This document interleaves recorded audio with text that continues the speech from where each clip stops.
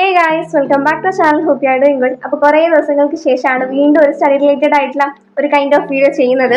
So എല്ലാവരും അടിപൊളിയായിട്ട് happy ആയിട്ട് ഇരിക്കാമെന്ന് വിചാരിക്കുന്നു. എല്ലാവരും ഓണം എക്സാമും ഓണം പേപ്പേഴ്സ് ഒക്കെ കിട്ടിയോ എന്നുള്ളതൊക്കെ കമന്റ് ചെയ്യുക. സോ ഈ ഒരു സെറ്റപ്പ് ഒക്കെ കണ്ടപ്പോൾ തന്നെ മനസ്സിലായിട്ടുണ്ടാവും എന്താ സംഭവം എന്നുള്ളത്. നമ്മുടെ ഓണം എക്സാം മാർക്സ് റിവീലിങ്ങും പിന്നെ വേറെ കുറച്ച് കാര്യങ്ങളൊക്കെ ഷെയർ ചെയ്തിട്ടുള്ള ഒരു വീഡിയോ ആണ് ഇന്നത്തെ വീഡിയോ. ജസ്റ്റ് ഒരു ചിറ്റ് ചാറ്റ് സെഷൻ പോലെ അത്രയൊക്കെ ഉള്ളൂ. അപ്പോൾ നമുക്ക് വീഡിയോയിലേക്ക് പോകുന്നതിന് മുന്നേ നമ്മുടെ ചാനൽ ഫസ്റ്റ് ടൈം ആയിട്ട് കാണുന്നവരാണെങ്കിൽ I M A +1 commerce student with computer application.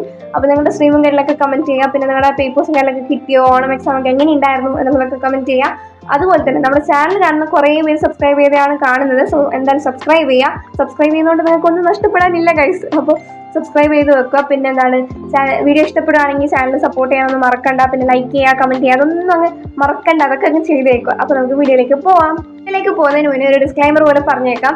അതായത് നമ്മുടെ സ്കൂളിലത്തെ ടീച്ചേഴ്സ് തന്നെ ഇട്ട ക്വസ്റ്റ്യൻസ് ആയതുകൊണ്ട് സിമ്പിൾ ആയിട്ടുള്ള ക്വസ്റ്റ്യൻസ് ആണ്. പിന്നെ കുറച്ച് കോംപ്ലിക്കേറ്റഡ് ആയിട്ടുള്ള ഒന്ന് രണ്ട് ക്വസ്റ്റ്യൻസ് മാത്രമേ അങ്ങനെ ഉണ്ടായിട്ടുള്ളൂ. പിന്നെന്താണ്, പിന്നെ രണ്ടാമത്തെ കാര്യം എന്ന് വെച്ചാൽ ഈ ഒരു പേപ്പേഴ്സിലെ മാർക്കും കാര്യങ്ങളൊക്കെ കണ്ടിട്ട് ഞാൻ ഡെയിലി പഠിക്കുന്നുണ്ട് എന്നൊന്നും വിചാരിക്കേണ്ട. ഞാൻ സത്യം പറഞ്ഞാൽ എക്സാമിന്റെ തലേന്ന് രാത്രി വരെ കുത്തിയിരുന്ന് കരഞ്ഞിട്ടാണ് ഇതൊക്കെ പഠിക്കാറ്. അങ്ങനെയാണ് ഈ ഒരു ടൈം ഞാൻ പഠിച്ചിട്ടുണ്ടായത്. അത്രക്ക് എൻ്റെ എഫേർട്ട് ഫുൾ ആയിട്ട് ഞാൻ പഠിച്ചിട്ടൊന്നുമില്ല. എന്നെ കൊണ്ട് പറ്റുന്ന പോലെയൊക്കെ എന്തെല്ലാം ആക്കിയിട്ടാണ് ഞാൻ പോയിട്ടുണ്ടായത്. എന്നിട്ട് കിട്ടിയ മാർക്സ് ഒക്കെയാണ് ഇത്. ഓക്കെ, അപ്പോൾ നമുക്ക് വീഡിയോയിലേക്ക് പോകാം. അപ്പോൾ ഓരോ മാർക്സ് ആയിട്ട് ഞാൻ പറഞ്ഞുതരാം.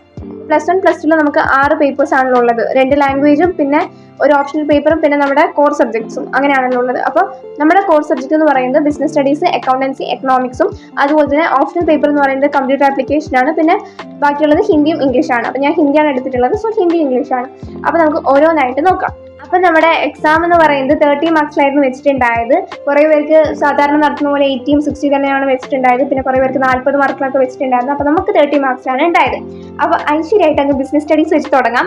അപ്പോൾ ബിസിനസ് സ്റ്റഡീസിൽ എനിക്ക് കിട്ടിയതെന്ന് വെച്ചാൽ 25.5 ആണ് ഔട്ട് ഓഫ് 30.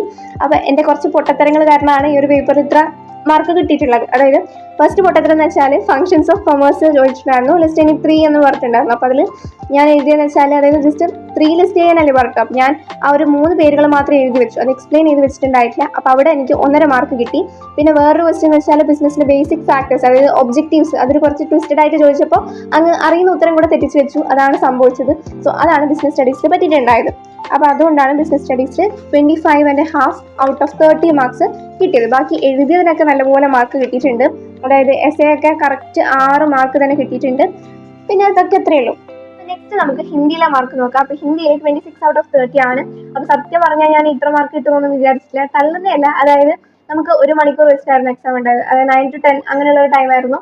അപ്പോൾ കോൺവെർസേഷൻ്റെ ഒരു ക്വസ്റ്റ്യൻ ഉണ്ടായിരുന്നു. അപ്പോൾ 6 മാർക്കിന്റെ കോൺവെർസേഷൻ ആയതുകൊണ്ട് തന്നെ കുറേ എഴുതും വേണം. അതുപോലെ തന്നെ എനിക്ക് നിർത്താൻ കഴിയുന്നില്ല. വാക്കുകൾ ഇങ്ങനെ വന്നുകൊണ്ടിരിക്കുന്നതായിരുന്നു. അതായത് എനിക്ക് ആ ഒരു കോൺവെർസേഷൻ എൻഡപ്പ് ചെയ്യാൻ കഴിയുന്നില്ല. അപ്പോൾ അങ്ങനെ അവസാനത്തെ ഒരു 8 മാർക്കിന്റെ ക്വസ്റ്റ്യനും പിന്നെ ഒരു 4 മാർക്കിന്റെ പ്രൊഫൈലും ഞാൻ എഴുതുന്നത്. ഇപ്പോൾ 10 മണിക്കാണ് പേപ്പർ കൊടുക്കേണ്ടതെങ്കിൽ ഞാൻ 9:55 ഇരുന്ന് എഴുതിക്കൊണ്ടിരിക്കുന്നത്. അപ്പോൾ അതുകൊണ്ട് എനിക്ക് ഫുള്ള് കൺഫ്യൂഷൻ ആയിരുന്നു. പിന്നെ ഒന്നാമത് ഹിന്ദി ആയതുകൊണ്ട് തന്നെ 4 മാർക്ക് വന്നാലല്ലേ എഴുതാൻ പറ്റും. അപ്പോൾ എങ്ങനെയല്ലേ ഞാൻ എഴുതി വെച്ചിട്ടാണ്. പിന്നെ മിസ് കരുണ തോന്നിയിട്ടാണ് തോന്നുന്നു ഇത്ര മാർക്ക് അറ്റ്ലീസ്റ്റ് കിട്ടിയത്. അപ്പോൾ ഇതാണ് 26 ആണ് എനിക്ക് കിട്ടിയിട്ടുള്ളത്. ആശയത്തിന്റെ ഇവിടെ ഒരു 5 മാർക്കാണ് കിട്ടിയത്. അതായത് 6 മാർക്കിന്റെ സ്ഥാനത്ത് 1 മാർക്ക് കുറച്ചു. പിന്നെ നെക്സ്റ്റ് എന്താ പോയത്, നെക്സ്റ്റ് 6 മാർക്ക് ആ കോൺവെർസേഷൻ 6 മാർക്ക് കിട്ടിയിട്ടുണ്ട്. പിന്നെ പോയത് ഈ ഒരു ലെറ്ററിന്റെ സംഭവത്തിൽ 8 മാർക്ക് കിട്ടേണ്ടടുത്ത് 7 മാർക്ക് കിട്ടു. പിന്നെ വേറൊരു 2 മാർക്കിന്റെ ക്വസ്റ്റ്യൻ ആൻസർ തെറ്റിയിട്ടുണ്ടായിരുന്നു. അപ്പോൾ അതാണ് സംഭവം. അപ്പോൾ ഹിന്ദിയുടെ മാർക്ക് 26 ഔട്ട് ഓഫ് 30. ഇനി നമുക്ക് ഇംഗ്ലീഷിന്റെ മാർക്ക് നോക്കാം. അപ്പോൾ ഇംഗ്ലീഷിൽ കിട്ടിയിട്ടുള്ളത് 27.5 ഔട്ട് ഓഫ് 30 ആണ്. അപ്പോൾ അതിൽ ഒരു എഡിറ്റിങ്ങും പിന്നെ 2-3 ക്വസ്റ്റ്യൻ ആൻസേഴ്സിലെ കുറച്ച് മാർക്കൊക്കെ കുറച്ചിട്ടാണ് 27 കിട്ടിയിട്ടുണ്ടായത്. 27.5 ദാറ്റ് ഇസ് 28. അപ്പോൾ അത് കുഴപ്പമൊന്നുമില്ല. അതായത് ഞാൻ അത്രക്ക് പ്രതീക്ഷിച്ചൊന്നുമില്ല. പിന്നെ നമ്മുടെ എസ്സേയും അതുപോലെ ലെറ്ററിനൊക്കെ 6 മാർക്ക് കൃത്യം ഇട്ടിട്ടുണ്ട്. അപ്പോൾ കുഴപ്പമില്ല. അതുകൊണ്ട് പിന്നെ സീനുമില്ല. അതായത് ഇവിടെ 4 മാർക്കും കാര്യങ്ങളൊക്കെ തന്നിട്ടുണ്ട്. അപ്പോൾ അത്രയേ ഉള്ളൂ. അപ്പോൾ ഇംഗ്ലീഷിൽ 27.5. ഇനിയാണ് നമ്മുടെ താരങ്ങളൊക്കെ വരാൻ വേണ്ടി പോകുന്നത് അക്കൗണ്ടൻസിയും എക്കണോമിക്സും പിന്നെ കമ്പ്യൂട്ടർ ആപ്ലിക്കേഷനും. അപ്പോൾ കമ്പ്യൂട്ടർ ആപ്ലിക്കേഷൻ്റെ മാർക്ക് ഞാൻ പറഞ്ഞുതരാം. കമ്പ്യൂട്ടർ ആപ്ലിക്കേഷൻ എനിക്ക് കിട്ടിയിട്ടുണ്ടായത് 29 ആണ്. സോ 29 സത്യം പറഞ്ഞാൽ ഞാൻ കമ്പ്യൂട്ടർ ആപ്ലിക്കേഷനായിരുന്നു നല്ലപോലെ പേടിച്ചിട്ടുണ്ടായത്. കാരണം നമുക്കങ്ങനെ ക്ലാസ്സും കാര്യങ്ങളൊക്കെ അങ്ങനെ അടിപൊളിയായിട്ടായിരുന്നു മനസ്സിലാവാറുണ്ടായിരുന്നില്ല. അപ്പം ഞാൻ വിചാരിച്ചു ഇതൊക്കെ പോവായിരിക്കും. അപ്പം ആദ്യം എനിക്ക് 38 പിന്നെ എവിടെ തെറ്റിയെന്ന് വെച്ചാൽ ഹെക്സാഡെസിമലിലേക്ക് കൺവേർട്ട് ചെയ്യേണ്ട ഒരു ക്വസ്റ്റ്യൻ ഉണ്ടായിരുന്നു. അപ്പോൾ അത് എനിക്ക് തന്നെ ഉറപ്പായിരുന്നു എന്തെല്ലോ ഞാൻ ചെയ്തു വെച്ചിട്ട് തെറ്റിച്ചതാണ്. അപ്പോൾ അവിടെ 1 മാർക്ക് പോയി. ബാക്കിയുള്ളതൊക്കെ കറക്റ്റ് സാർ മാർക്ക് ഇട്ടിട്ടുണ്ടായിരുന്നു. ഇതുപോലെ. സോ അതാണ് സംഭവം. അപ്പോൾ 29 ആണ് 30 കിട്ടിയിട്ടുണ്ടായത്. 1 മാർക്ക് പോയി. നെക്സ്റ്റ് എക്കണോമിക്സ് ആണ്. അപ്പോൾ എക്കണോമിക്സ് സത്യം പറഞ്ഞ് ഈ മാർക്ക് കിട്ടുമെന്ന് ഞാൻ വിചാരിച്ചിട്ടുണ്ടായിട്ടില്ല. അതായത് 29 ഔട്ട് ഓഫ് 30 ആണ്.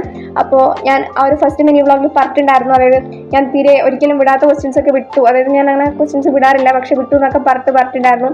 അതുപോലെ തന്നെ ഒരു ഫ്രീക്വൻസി ടേബിളിൻ്റെ കാര്യം തെറ്റി എന്നൊക്കെ പറഞ്ഞിട്ടുണ്ടായിരുന്നു. അപ്പം നോക്കിയ ഫ്രീക്വൻസി ടേബിൾ കറക്റ്റ് ആയിരുന്നു. അതുപോലെ തന്നെ ഈ വിട്ടതിൻ്റെ മാത്രം മാർക്കാണ് പോയിട്ടുണ്ടായത്. അതായത് ഈ ഒരു ഗ്രേ റെവല്യൂഷൻ അതെന്തോ സംഭവം ഞാൻ തെറ്റിച്ച് വെച്ചു, അപ്പോൾ അവിടെ ഒരു മാർക്ക് പോയി.